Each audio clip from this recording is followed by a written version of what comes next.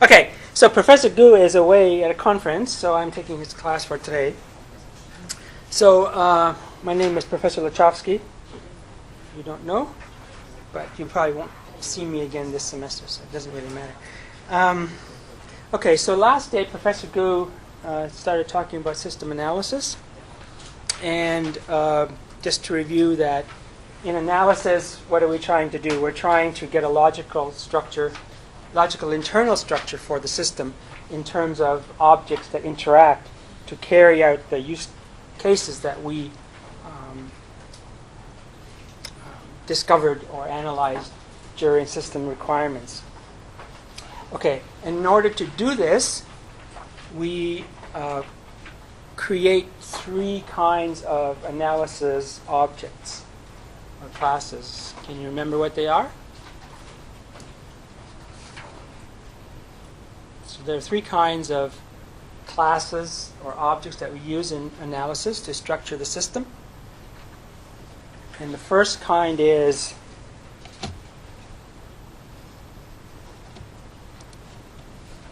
should be on here in your notes, is boundary classes, right? Which is going to represent the interface to the system through which actors use the functionality of the system. And the second kind of analysis class that we use is did I skip one? Entity class. So an entity class is going to represent data that's persistent, that's long-lived. So after the execution of the system ends, the data is still going to be around. And that's the kind of data we represent by entity classes. Now, entity classes may end up being files, may end up being a database, anything that's permanent storage of data. Okay, and then the third kind of class that we have in the analysis model is called the control class, right? And so the control class is going to model the coordination behavior. It's going to kind of be the logic of the system that's going to control the interaction between boundary classes and entity classes, and perhaps control interaction with other control classes also. Okay, so the whole purpose of using these three kinds of classes in the analysis model is to encapsulate and isolate changes that we're going to make in future to the system, because we never are really done building a software system, right? It's going to change. Even as we're initially constructing it, we may find new requirements, so we're going to have to change our understanding in our model of the system. So these are intended to isolate. Now, these classes represent the system at a very high level, right? They're not going to actually be implemented, but they are used to help us understand how we should structure the system. Okay, so I think Professor Gooks ended up sort of at this slide, right? So for each use case, an actor pair, we're going to assign one boundary class through which the actor interacts with the system, one control class, and as many entity classes as are required to carry out the use case. So these two are kind of obvious and intuitive how we get them. The entity classes are maybe not so obvious. For that, you have to understand what the use case does, right? And what data it's going to use to carry out the use case. Now, these are objects in the UML, and they interact via message passing, right? They're going to pass messages to each other to tell them to do something. Even the actor is a class, right, or an object, and it's going to send messages, but the actor is not going to be implemented. Right? It's outside the system, so it's not implemented, but we treat it as an object, so everything is an object in the system. Now, how do they interact? Well, Professor Gu said last day that the control classes, the boundary classes talk with the control classes, and the control classes talk with the entity classes. Now there are some interactions that we don't want to allow. So let me go on then. I guess we're here. How can we discover what should be the interactions among these analysis objects? So what do we have up to this point in our building of this system? We have the use cases, right? That's what we've got so far. So we get them for a purpose, right? To use them. We don't get them just to write down something, but we're going to use them to structure the system and to understand how it should work internally.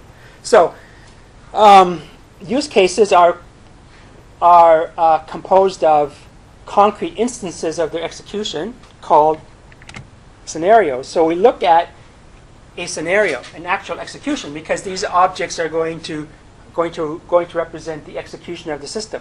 So we have to look at how we execute the use case, and in doing so, what are the objects that we're going to need to actually carry out the use case. Okay? So they're going to help us to figure out what should be the interactions. Now, as you build your use cases, you're going to find lots of exceptional flows, error flows, etc. We only want to consider at this stage the basic flow. Right? We want to understand how the object should interact when everything works correctly. And then we can add the other stuff later. All right? So we're only going to look at the basic flow initially.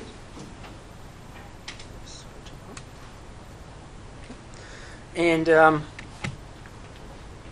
now, how are we going to represent these interactions? In the UML, there are things called interaction diagrams, which show object interactions. And in fact, there are can't use this. There are two kinds of interaction diagrams. Communication diagrams we don't talk about in this course. They show interactions among the objects, but not in time order, right? So they kind of the major structure. Sequence diagrams, on the other hand, show us the interaction among the objects in time order. So the two kinds of diagrams actually show us the same thing, but they emphasize different aspects. Right? So the communication diagrams emphasize the interactions that happen, and the sequence diagrams emphasize the order in which the interactions happen. So we're going to look only at sequence diagrams. And in fact, there's a way to transform one into the other. Right? So if you know one, you can understand the other. Okay, now there are some interactions that we don't want to allow because they lead to bad structure of the system. So we have what we call best practices that we follow. So a best practice is simply a logical rule or a rule of thumb that we found that works well in practice, and so we follow it. Now, we can violate it, and that's okay, but we may get a bad structure to the system as a result, right? So you violate these best practices at your peril in some sense. So actors can interact only with boundary objects, and boundary objects can interact only with control objects and actors initially. Boundary objects never interact with other boundary objects. So that's like one UI calling another UI. Right? We don't do that. Okay, that leads to a bad structure of the system. Now, sometimes they can also interact with entity objects, as we'll see later. But for now, the rule that we follow is they don't interact with each other, and they interact with control classes or objects. So entity object can interact only with control objects initially, So entity objects don't interact with other entity objects. But what does that mean when I say interact with? Well, they don't send a message to another entity object. Or a boundary object doesn't send a message to another boundary object. So there's a way that we structure the communication among the objects to be a certain way. Okay? So that we isolate and encapsulate certain properties of the system. Okay, and the control objects can interact with any of the other objects. And in particular, you should notice that they can interact with other control objects also. Right? So there may be some logic that calls some other logic. Okay. It's possible. And as I've already indicated, following these rules result in a well-structured and maintainable system. Not following them could potentially cause you maintenance problems later on. Okay, so how do we show the interactions using a sequence diagram? So we show the roles involved, i.e. the objects, and the messages that flow between these objects, right? So here's an example. We put the roles across the top, right? So a role is an instance of some class, right? So this is an instance of an actor, a registrar. Right. Now, the instance in this case is anonymous. So this is the class name, and something before the colon would be the name of the actor itself. So it might be John, registrar. If we don't put John there, it means we don't care who the actor is. It's some actor that plays that role. Right? Same for these other classes here, or objects. Okay, so we have a boundary class, a control class, and entity class. So the usual ordering of these roles is we put the actor leftmost, right? Then the boundary class that the actor interacts with, then the control class related to that boundary class, and then any entity classes that we need to carry out the use case. Okay, so we got that. And we have what we call lifelines.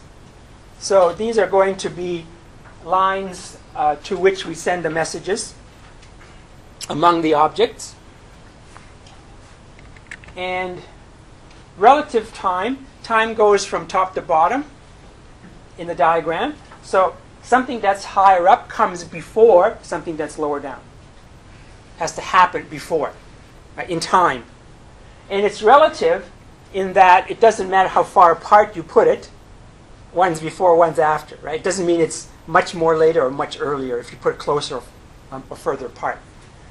Because we don't worry here about exact timing of things, just the ordering in which things happen.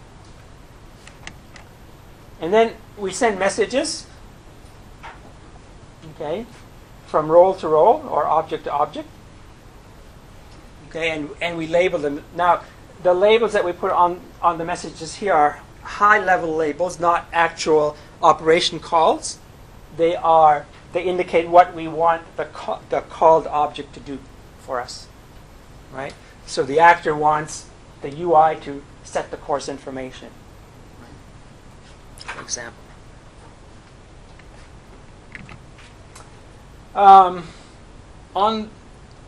a sequence diagram, we might want to show control information, and control information is shown via something called a combined fragment. This is an example of one. It's a loop. There are other kinds as we'll see in a minute.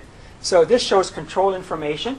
So this indicates that this message gets sent multiple times, right? Otherwise, if you just draw a line from one object to another object, a message, it gets sent once, right? It sends that message and it's finished. It waits for the return. So if we don't have a loop here, we send this message once and that's it, right? And you can only send, every message goes from one object to another object, right? From one to one. So if you want to send a message to multiple objects, you have to have a loop to do that, right? Logically. Now, how you actually implement that depends on the implementation environment, how messages are actually sent in the implementation environment that you're going to use. But at this level, we don't know what that will be yet. So we ignore that. And there can be something what we call a guard condition. So it's in square brackets. And if this is true, then we do this loop. Otherwise, we don't. Right? So it's called a guard. So let's see if I've missed talking about anything that I should be talking about. Okay. I think that's about it. Oh, okay. So let's go back. So this is the basic information that you show on a sequence diagram. And it's usually sufficient to understand the interactions. Now there are other things you can also show on a diagram. One of these is the return of each message. So when you send a message to another object, the other object will execute and return control back to you after it's done, right? So we can show that, but in most instances it's obvious that has to happen and there's nothing extra it shows us, so we can usually not have to show it, right? You may want to show that certain things are returned, so you could put a label on this if you want to show that, right? But otherwise we don't show it because it clutters the diagram. You get more and more arrows and you can't see what's going on anymore, right? So you don't want to make it too cluttered. We have what we call activation time. So the activation time, and again this is optional and usually don't show it. Activation time is when the object is actually active in doing something, and the shaded part means it's in control now. It's executing. Right? But again, this is usually obvious and you don't have to show it. It can be shown, right? But you don't usually have to show it. Okay, so the combined fragments are used to show basically control information, how the flow can change or skip around certain messages, perhaps. So it's going to group a collection or set of messages together to show under what condition they're executed. And there are various kinds of combined fragments you can have. These are some of them. In your notes there are more. We won't talk about all of them because they're kind of obvious. I mean, it's what you normally would get in a programming language, right? So I think there's... So alt basically is if, then else, right? So alt says, if this is true, then execute this, else we execute this part. Right? So it can show if, then else kind of behavior. Break. So a break says if this is true, then execute this and exit. Don't execute the rest of it. Right? So it's like exception happens, execute this and leave. Right? So in most cases, combined fragments you don't have to use them when you're doing the basic flow, because the basic flow is usually a straight-through execution without exceptions or alternate ways of doing things, right? It's only when you start to show alternate ways of doing things that you need, if this happens, then that gets executed, or if that happens, that gets executed. So these are usually don't have to show them. Looping is an exception. It's quite useful, but others are kind of, you don't usually need to show them. So loop we already talked about. So if the condition, where's the condition? My example is bad. Oh, here. Sorry. Here's the loop. So if the condition is true, then we execute the loop for each. And the loop can have any kind of condition on there that you would normally have in a loop. So it can be from 1 to 100. It can be for each element, whatever. Because remember, at this stage, we're specifying what we want to be true. It's not really an execution of anything. Right? We're just stating what we want to actually happen in the implementation. So optional is like an all without the else part. Okay, so it's got an if, that's true, execute this, otherwise we go around it. There's no else part.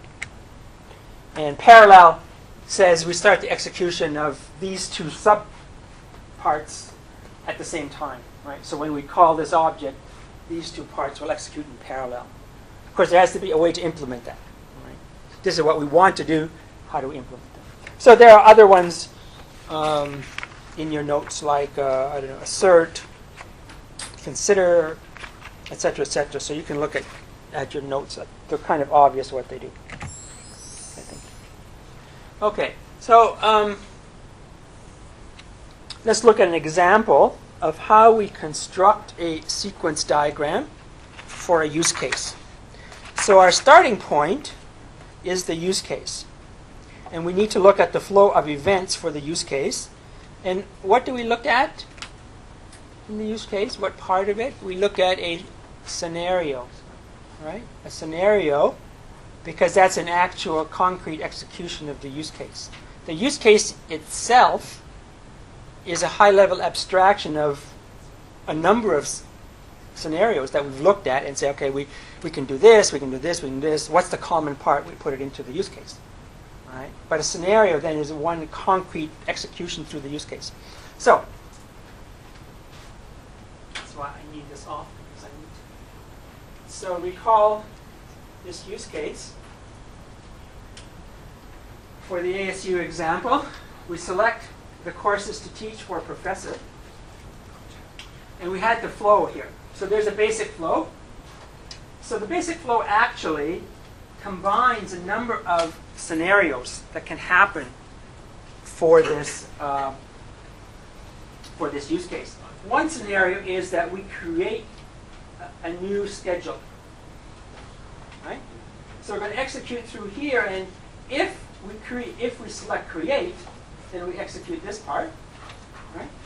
And if we select review, we execute this part, and if we select modify, we're going to execute this part. Now these are different scenarios, right? I can't do them all at once. I can only do one at a time, right? So if I select create, I'll do this, right? So we need to look at a scenario, and the one we're going to look at is the create one. So we only need to consider the statements down to here, because everything else is another scenario. So I've extracted those statements from this use case, so that's easier to follow. Okay. So here's the flow of events for the create scenario. So the use case starts when the professor actor is going to select this option, and the system displays the interface for selecting the courses to teach, and so on and so forth. Okay. So, got that? Okay. So, here's the things here's the objects that we already figured out we need so far from our analysis that you did last day. So we've got the actor here, the professor. We've got the UI. We've got the control class, boundary class, the control class, and these three entity classes. Actually, they're objects. I keep saying classes, but they're objects. Okay? You know what I mean, right? They're objects. They're not classes. They're actual objects that execute. Okay. So, so what happens? So the use case is started by the professor actor selecting the option, select the courses to teach. Okay? So what does that mean? Well, he's going to send a message to the UI that says, I want to start this use case, or this scenario. Okay? And then the second statement is, the system displays the interface for selecting the courses to teach. Okay? So what has to happen for that? Well, the UI has to show the interface, right, to create the schedule form. Okay. So next what happens? The professor indicates indicates the semester and year in which he would like to teach the courses. So all of these interactions between an actor and the boundary class are not actually real messages, are they? They're input. Things that it's a button push or something typed. It's not really a message as such. Not like these other ones that we have here, like this message is actually a call to an operation of the boundary class to do this. Right? So there are different kinds of messages, really, but at this level, we don't really care about that. Okay, so that means there has to be some input here. Okay, the system retrieves and displays the available course information for the given semester if the final date for changes has not passed. Okay. Now,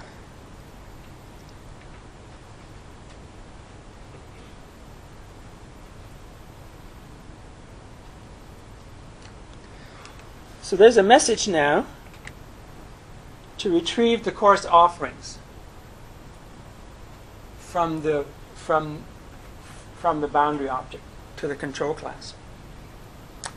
Now here, so far we've just followed the statement, and it's been easy, right? We just do what the statement says.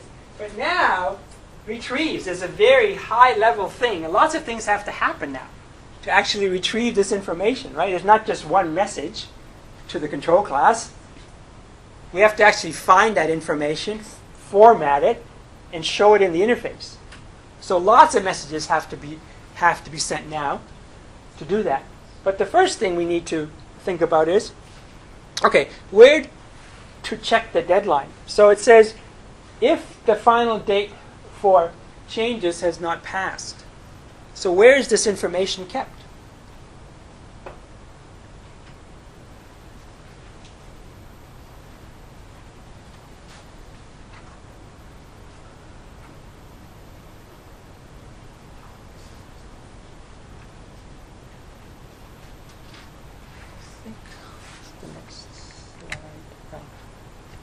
Nope.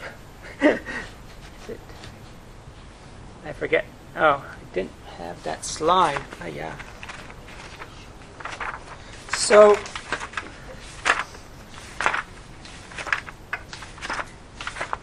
okay.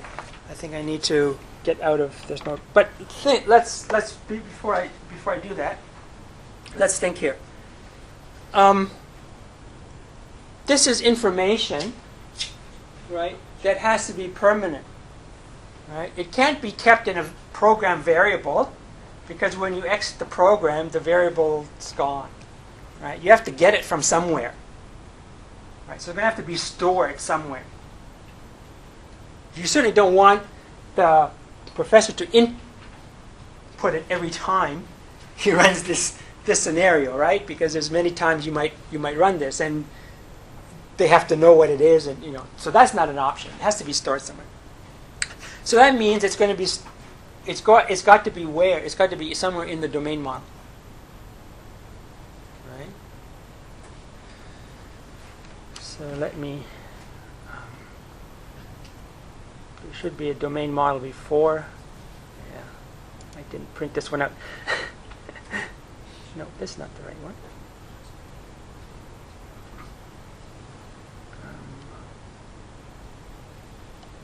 Oh dear. Okay.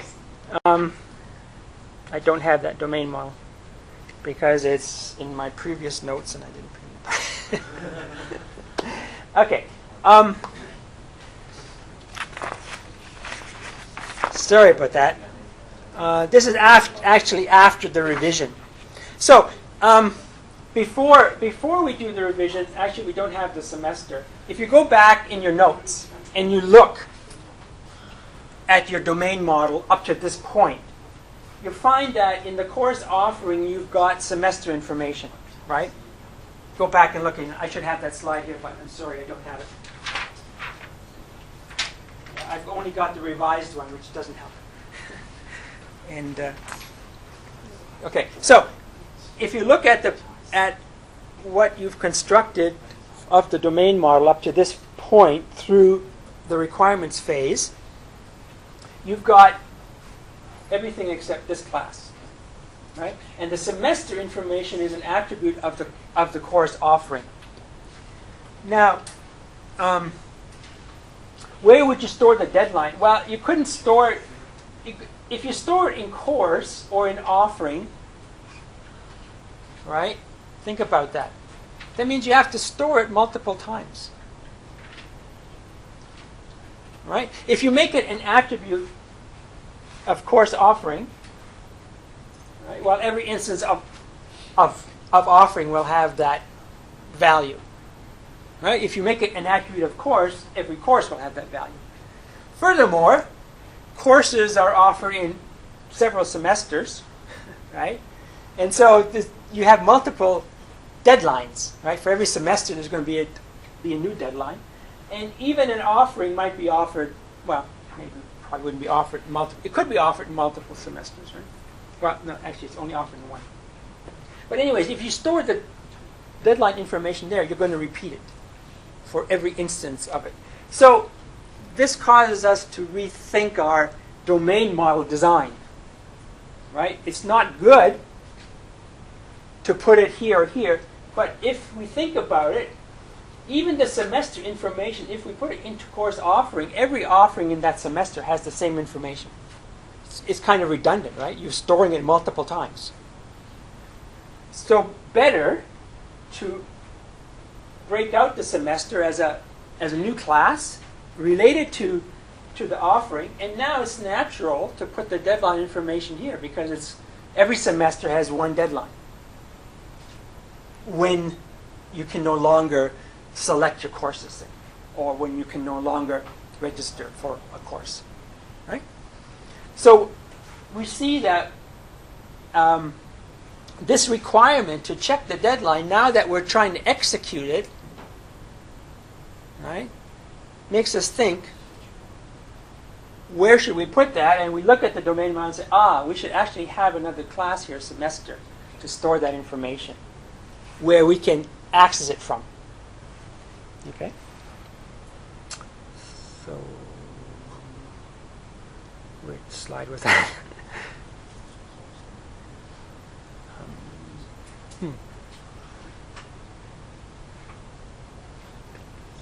Where was I at? If I start here, I'll get you the right one. Okay, how we're doing. It's bad to exit this because it's got multiple things on one slide. Okay.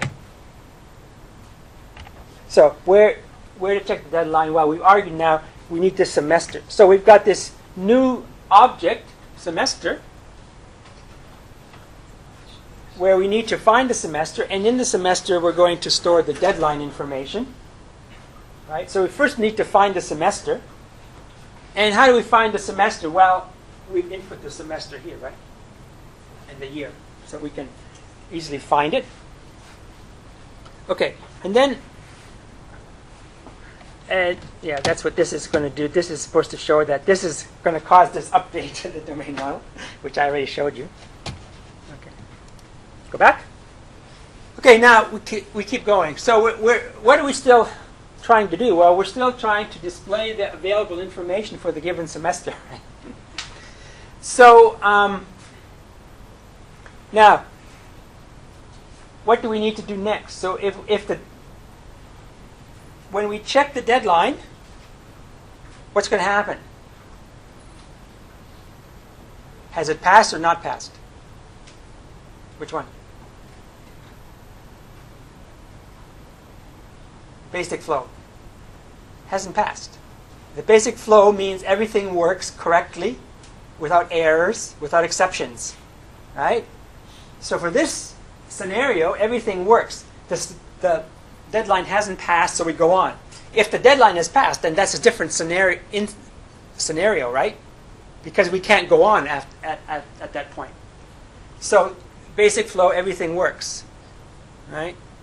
So the semester deadline hasn't passed, so we can go on. And now we need to retrieve. Let's see, where was I here? Where was my place?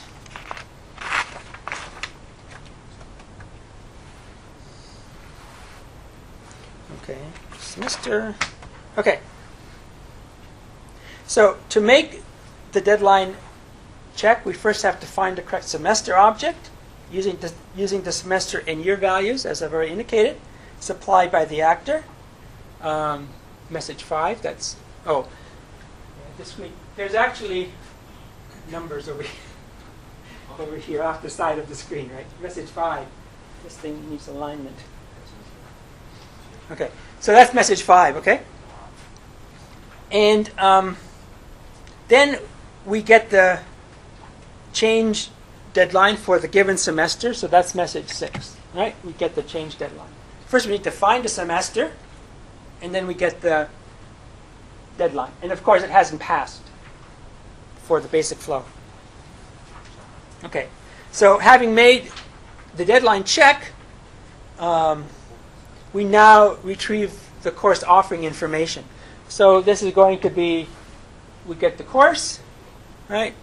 And we get the offering. Okay?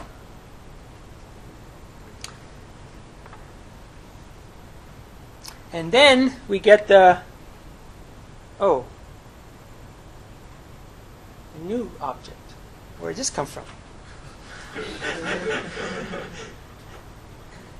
Well, again, we think about it. Okay, so we get the course and the offering, but offerings can have different sections, right? So a course, Comp211, could have lecture section 1 and lecture section 2, and it could have different instructors, for example, right?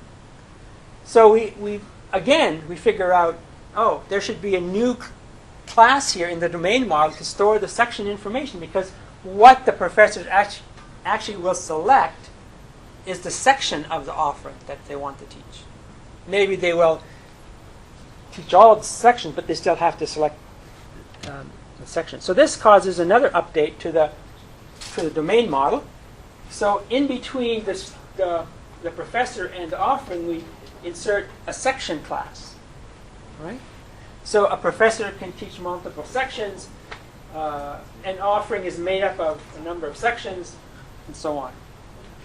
So by now, you should realize that as we go through the use case scenarios, it may cause updates to the domain model.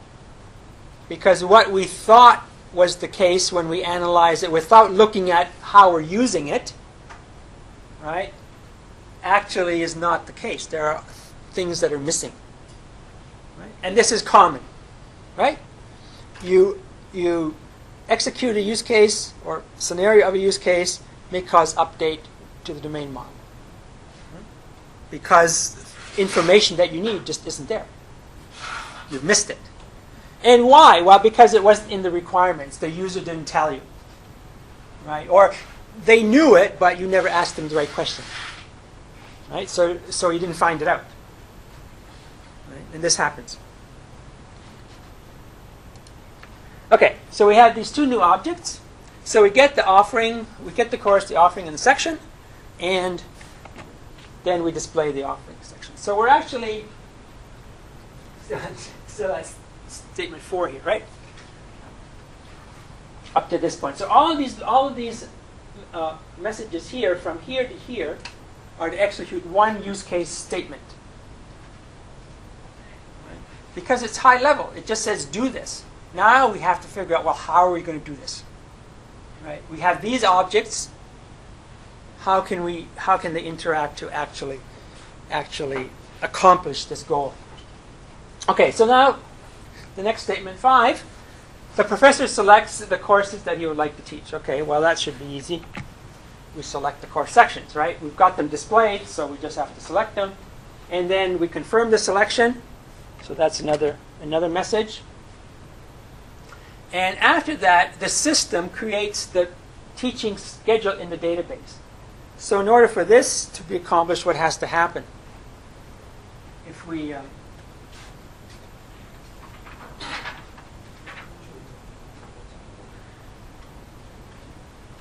recall the domain model, professors or at least the revised one, professors are now related to sections, right? And sections to offerings. So we want to make the relationship between the professor and the section, right? That's what he or she has selected here, the sections. We now need to relate them to each other, right? So what does that and what does that mean that we relate them? So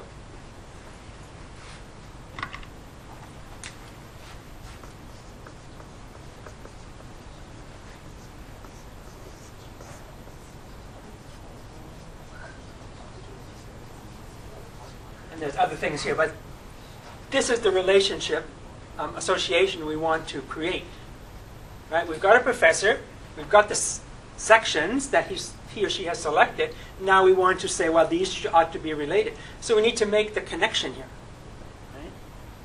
And at an implementation level, what does that mean? Well, it means, if you look at the domain model, this association is bidirectional. There's no arrow on it.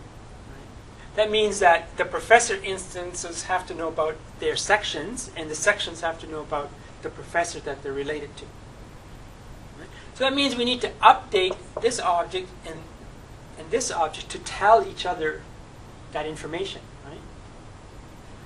What does that mean? Well, it means that we give, in practical terms, we've got a professor, and we've got a number of sections, right? And we want to relate them, link them up. So we have to tell the professor the handles or the object IDs of these sections so that they can be related. And we need to tell the section the object ID of the professor so they can be related to each other. So we can go from a professor to the sections and from sections to the professor. Now, if it was one way in our domain model, that means that sections need to know about the professor, but not the other way around. Right? But if there's no arrow, it's bidirectional. That means they have to know about each other. Right? So what does that mean? We send a message. We create the schedule, and that means that we send a message to the section. And what's that message say? Well, it says this is the object ID of the professor you're related to. Store it. Right? And we send a message to the professor saying this is the object ID of the section you're related to. Store it. So if you want to find your sections, you just get that list of section object IDs and you can retrieve them. Or if you're a section and you want to find the professor, you get the object ID of the professor and you can retrieve it. So at an implementation level, that's what has to happen. But right now, we just have to tell each other about, you're related to me, you're related to me. And we know these object IDs. Why? Well, because we retrieved the sections, and we retrieved the professor because we knew what it is, who he is from the login information. Because one of the preconditions of the use case is that the professor has logged in, and in that process we get the object ID, this object ID of the professor, so that we can use it later on to make these relationships. And then, final message, the system notifies the professor that the schedule has been created, and the use case ends. So we're done. So by going through the use case and reasoning about what has to happen to accomplish the statement, we get the interactions.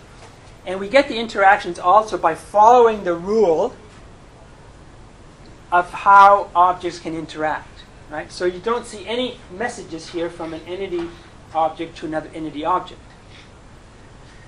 You could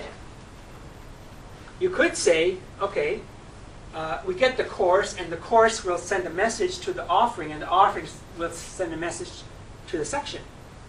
There's nothing wrong with that. It can be done. But it means that these entity objects are now dependent on each other because they have to know about each other. Right? By this kind of a structure, entity objects don't know about other entity objects at all. They have no handles or object IDs to other entity objects. Now, very important aspect of this.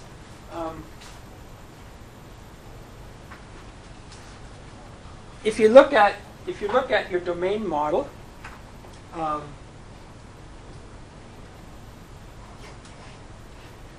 what's the difference between, say, a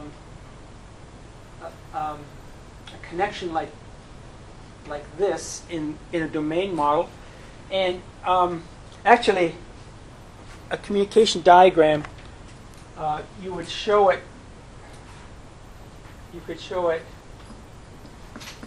Professor related to Professor UI, and not related to. Just draw.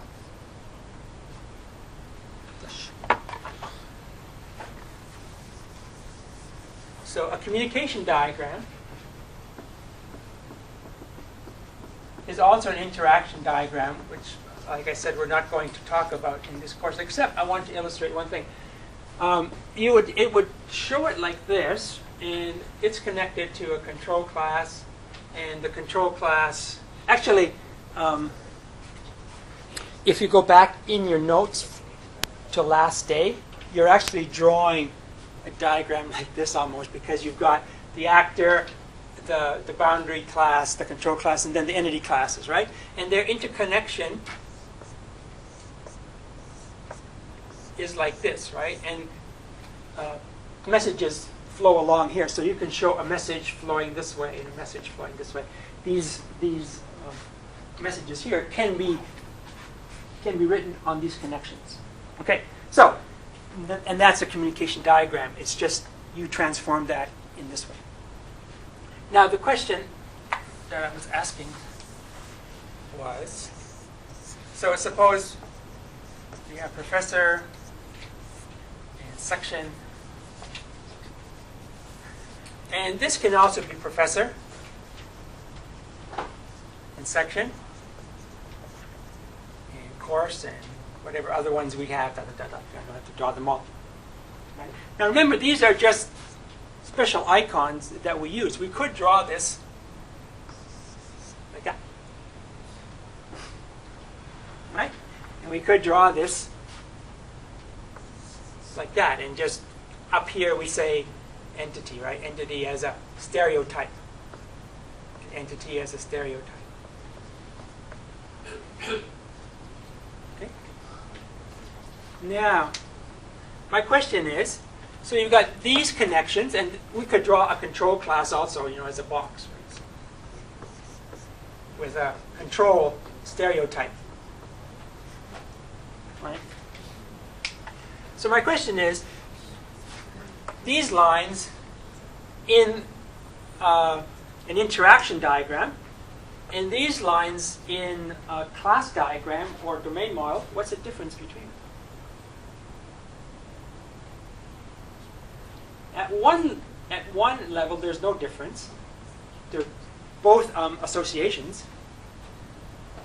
But there's a very important difference in what they show you.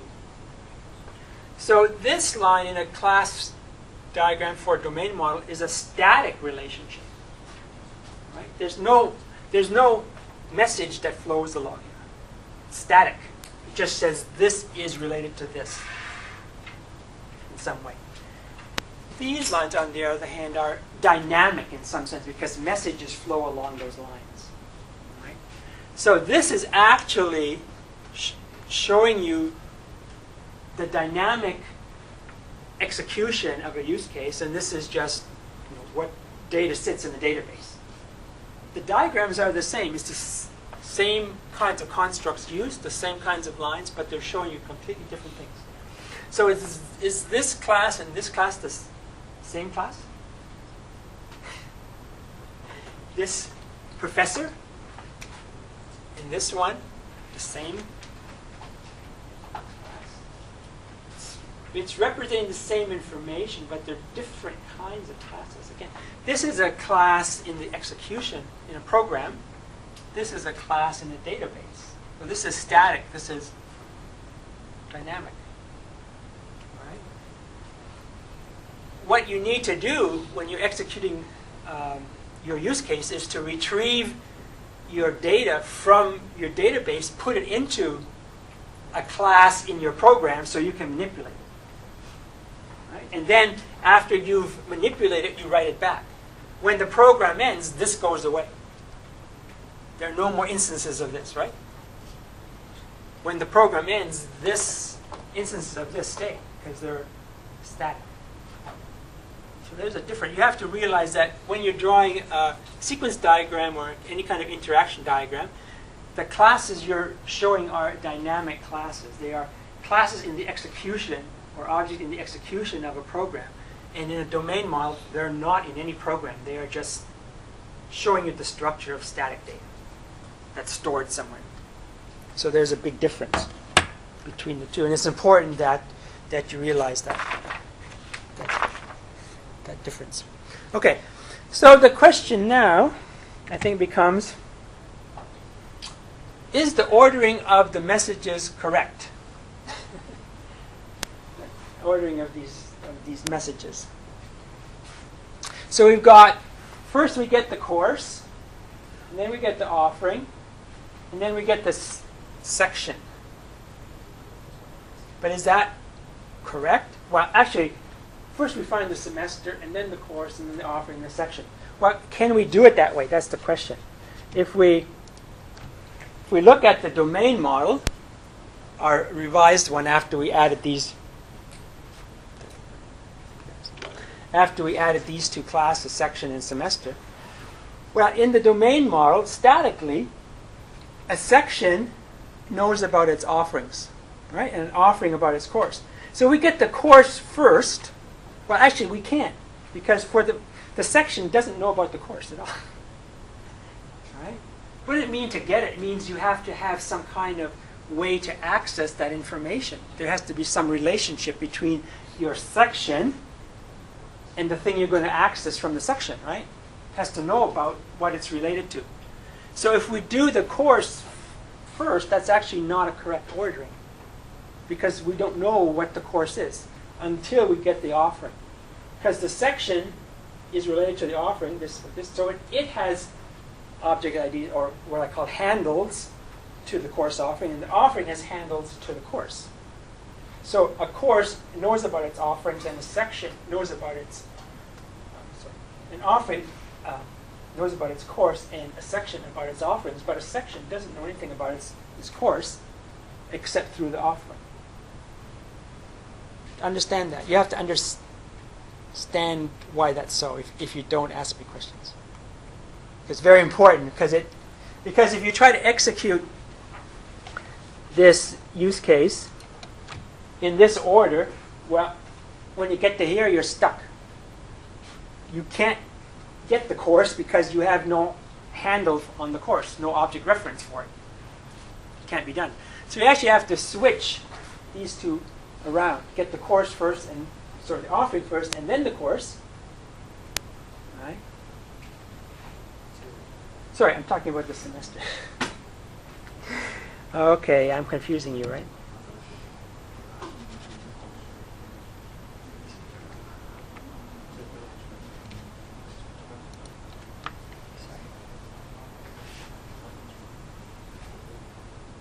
So, sorry. Well, this is. Sorry, I started at the wrong place, but it's the same idea. Sorry.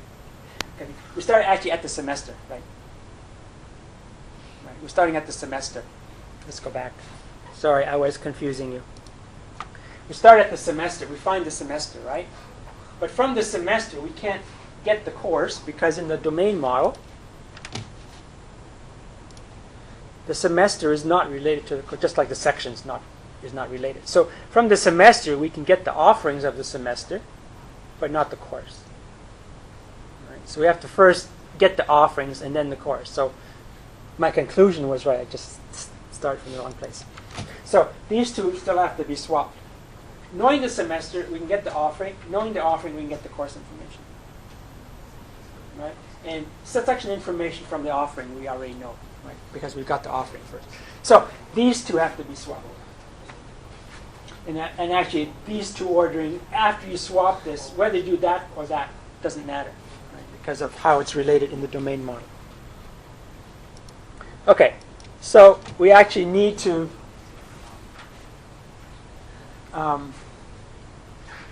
get the semester offerings first, right?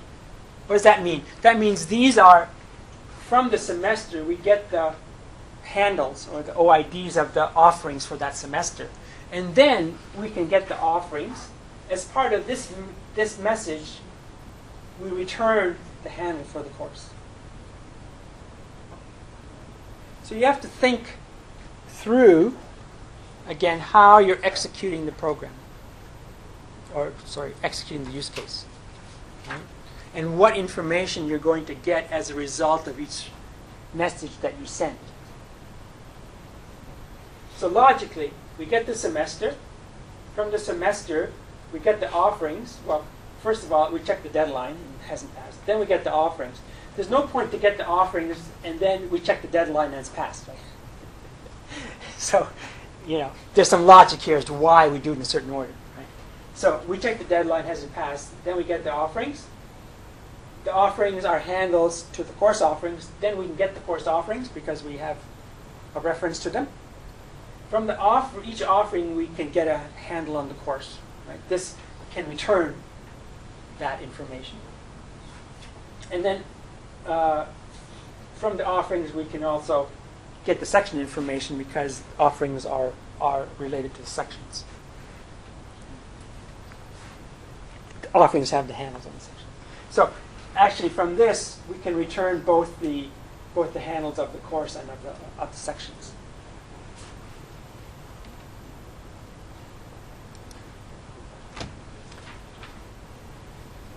Now, are we done yet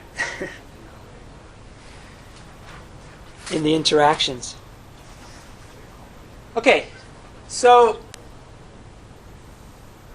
one more question here is, how many objects does each message access? When you send a message, it's to how many objects? One, right? Each message you send goes to one object and gets a response from that object. So when we send this message, we can send it to one object. But does that find the semester? To find the semester, what do we have to do? We don't have a handle on the semester. We don't have only the semester and the year. We have information of attributes of the semester. Right? So actually, what has to happen here is we have to search through the semester objects for the correct one that match the indicated semester and year. That indicates we have to loop through here until we find the correct semester. Are we going to find it? Yes or no? Yes, why? Because it's the basic path. Everything works, right? No exceptions. We're going to find the semester. Not finding it is another path. Right? Another path that we could take, but in this case, everything's going to work, right? So it's a basic path. So we need to loop here. The same when we get the course offering. Is there only one offering that we need to get? There could be multiple ones, right? For every semester, there could be many offerings. So if we send one message, we get one offering back. Well, we want to get them all. So we have to, again, here, we have to loop to send multiple messages to get all of the, for every handle we get here, we have to send one message to an instance with that handle to get it. And same here for the section. So in fact, we need to add onto this control information to indicate that, right? So here we need to loop until we find the semester. Here we need to loop for each offering, right, that we get here. We get each offering here, and then for each offering that we've gotten here, we need to get the offering, get the course for that offering, and then we need to loop here inside of each offering, there could be multiple sections, right? So we need the loop here to get all of the sections for that offering. And down here again, when we set the schedule for the section, there could be multiple sections that have been set, that have been selected, right? So we need to set that for each one, right? And then we set the professor. We tell the professor about the sections. That can be one message because there's one instance here of the professor that we send that information to. Okay, now, I know that on first pass this is probably not easy to understand. And how you get these messages, there can be other messages you could send here that accomplish the same thing. Right? So this is not a unique solution. Right? There could be other messages that might be sent here that also would work. So, but as long as you reason it through and you are getting the information that you need to accomplish the use case, that's sufficient. Right? And the message names obviously might be different in different solutions. Okay, so along with the sequence diagram that we construct for a scenario, there's also a flow of events analysis for that scenario. Right? So the flow of events analysis is going to describe what happens in the sequence diagram. Sometimes it's obvious, other times it's not so obvious. So this just clarifies what happens in the sequence diagram. And you write it much like a flow of events for a use case, except now you're talking in terms of object interactions. Right? This object will ask that object to do something, and so on and so forth. There's lots of things there. So any questions up to now? Have I confused you? Hope not. Okay. It takes a while to get used to thinking in this way in terms of object interactions and what information needs to be gotten to do what. Right? It takes a little bit of time and practice doing it to figure out how it should actually be done. So some other things you can show on a sequence diagram. So you can show object creation in the sequence diagram. So as you're executing a use case, you may create new objects. And we show that by having the message go to the object rather than to its lifeline. Right? So if the message goes to the object like this rather than to its lifeline, that means that message creates the object. Right? In fact, you couldn't show object creation any other way going to a lifeline, because before you create the object, there's no lifeline to send the message to, right? Only when you create the object does it have a lifeline. So before you create it, there's no object there. So you have to show it like this. Destruction of an object can be indicated by having an X at the end of its lifeline like this. So the object gets destroyed. And then you can show, we already seen this on the previous diagrams, you can show an object sending a message to itself by having the message arrow go back to the same lifeline. So object asks itself to do something. And if you want to show the activation time, it's offset slightly from the actual act, but it's not needed to show the activation time. Synchronous messages and asynchronous messages can be shown. So a synchronous message is one where I send you a message to do something, and then I wait for your answer. Right? So I'm blocked, basically, until you reply. Asynchronous means I send the message to you to do something, and I don't block. I go on executing. Right? So that's indicated by either a closed or an open arrowhead, like this. Right?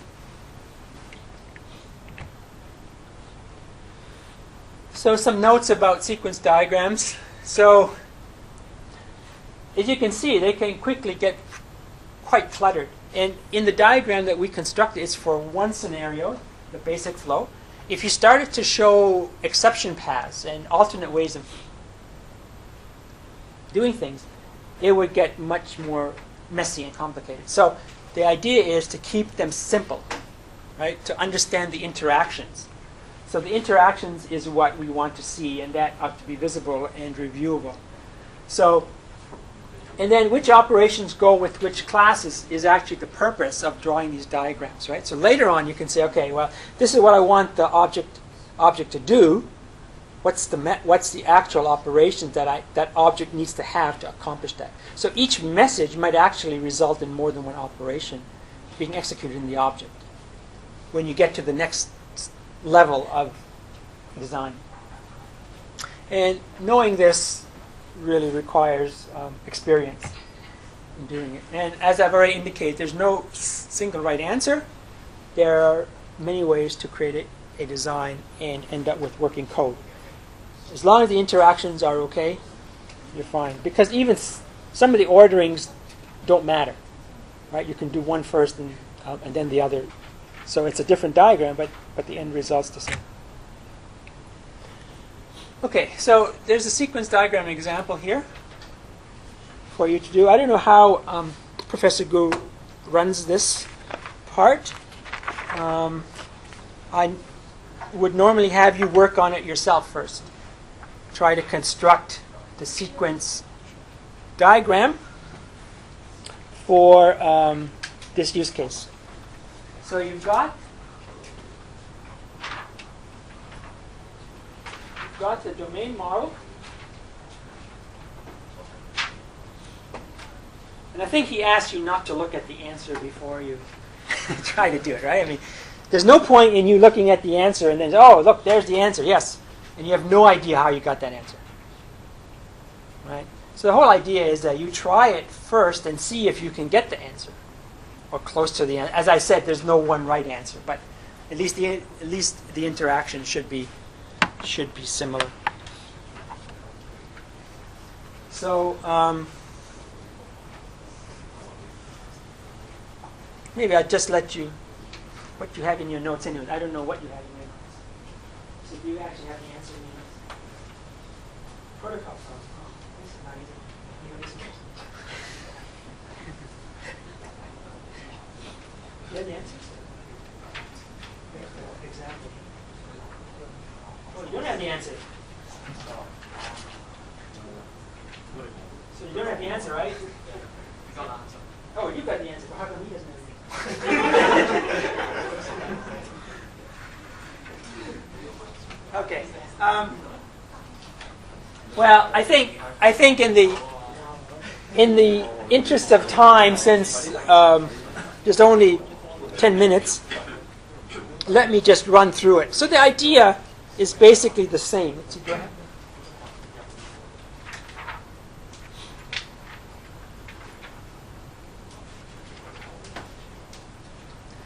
So the idea is basically what we just did. Now there's some tricky parts here that you need to consider in this example. So the use case allows the staff to reserve up to 5 videos at a time. But notice that the precondition states that the staff has logged in and the member has less than 5 videos reserved. So this is important because if they've got 5, then the use case won't work, right? You try to reserve and it says, sorry, you've got 5 reserved and there's nothing to do, right? So in this scenario, there's less than 5, and furthermore, because of the precondition, we don't need to check how many has reserved because we know it's less than 5, right? Already from the precondition. So there are some things you don't have to actually check here.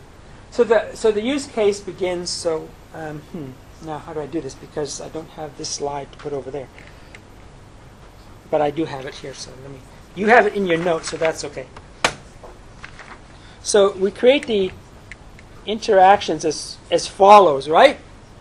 the use case is started by the staff actor selecting reserved video. So that's obvious. We send a message from the staff to the boundary class, right? And then the reserve video has to show the screen for reserving a video, right? That's not in the use case description, but that has to happen, right? And then the member is going to enter a member number and a video ID, line 2 of the use case. Sorry, it prompts. So this is the prompt, right? The prompt says we need to display, and then the staff enters that information. That's line 3. And now line 4. The system reserves a copy of the video for the member. One line in the use case, but lots of things have to happen in the actual sequence diagram, right? Okay, so reserve video. Now the question here comes, in order to reserve a video, what do we need to do? What do we need to do? So if we look at, this is so blurry.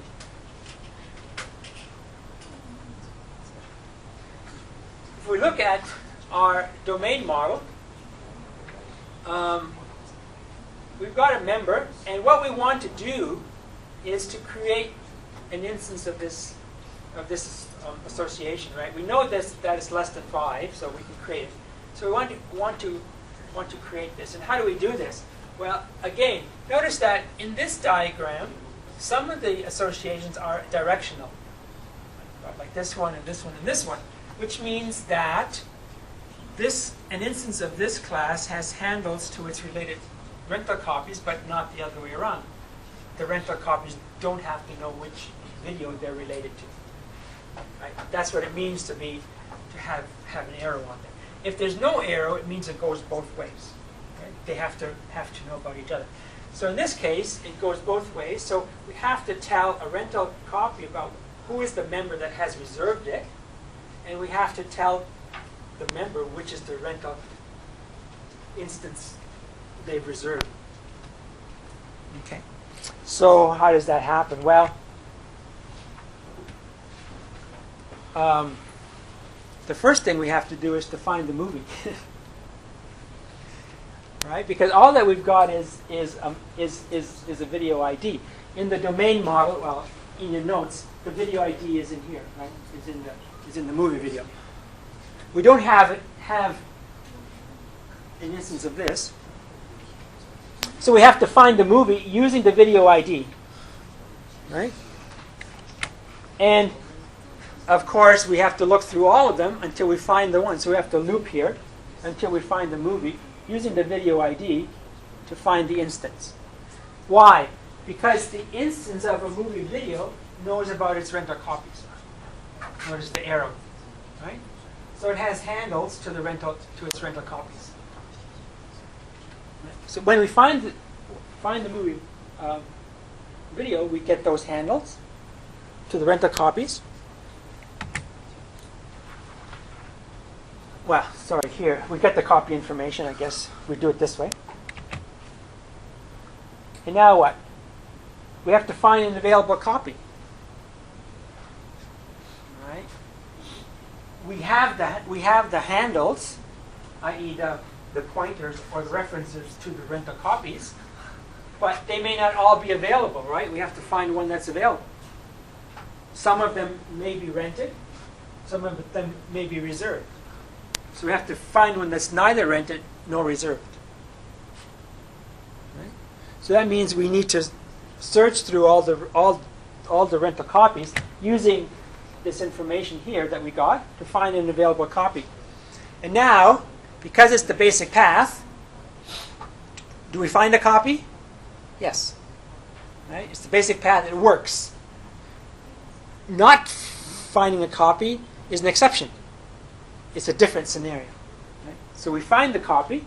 So we look through them and we find the copy. And then now in this case we have to find the member instance. Right?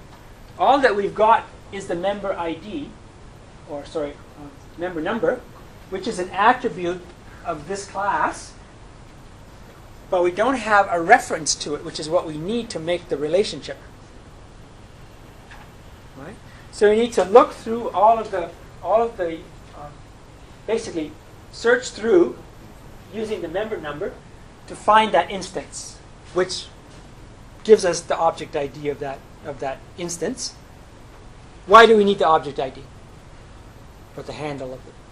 Because we need to tell the rental copy instance its handle, right, of its related member. So we search through that until we find a member. And now that we've got a handle on the member, we've got a handle on the rent a copy, and so now all that's left to do is to tell each other about the rent a copy about the member and the member about the rent a copy. So we just have to do that. Right? We set the member reservation, which basically stores the object ID of the member in rent a copy, and we set the copy reservation, which stores the object ID of the rent a copy in the member. So they know about each other. That's this relationship that we've got. And then the last thing is we say everything's okay. We display the status. Okay, so let me just quickly go through some common errors that we found in the past when people draw these themselves rather than we give you the answer. First of all, system is not a role in a sequence diagram. Right? It's never a role. It is represented by the whole diagram. It's part of the system, right? So it's never a role. Even though in the use case you say the system does this and the system does this, what's actually happening is the objects are doing that. That's the system, right? The objects are part of the system. So it's never a role. You need to think object interaction, not procedural programming. So it's not necessarily step, step, step, but what has to be sent between these objects to accomplish the goal. And we need entity roles if we want to access data that's permanent, because that's where it's stored, right? And entity roles do not interact with other entity roles. We've seen this in some past instances. That's just the best practice slide, right? And the message is, don't represent physical actions, but intention. Do not describe UI elements. So we don't say there's a text box or there's a button. We just say this is the boundary class, which is composed of text boxes and buttons and so on and so forth. But we don't really talk about that. Messages don't start from entity rows. So entities never send messages at all, ever. They just receive them. Right? You ask it for information, it's storing. That's all. They don't send a message to some other object. And very important that when you send a message, it goes to only one instance of a role. Therefore, you need these looping behaviors to search through objects to find things. Now, when you actually implement it, it may not be a loop, right? So it may be a statement that you make that will retrieve lots of things. But logically, what's happening is like a loop, right? You're going through and looking for things and retrieving it. But it may be implemented in a programming language by one statement, not by an actual loop. For example, when you retrieve data from a database using SQL, you give one statement and lots of things come back. But logically, what's happening is there's a loop going through finding those things, right? For example. And then how you name the messages. They should be named from the perspective of what the sending role wants the receiver to do. So what I want you to do for me. Right? So get me object IDs or find me something. Right? Okay, so let me stop here.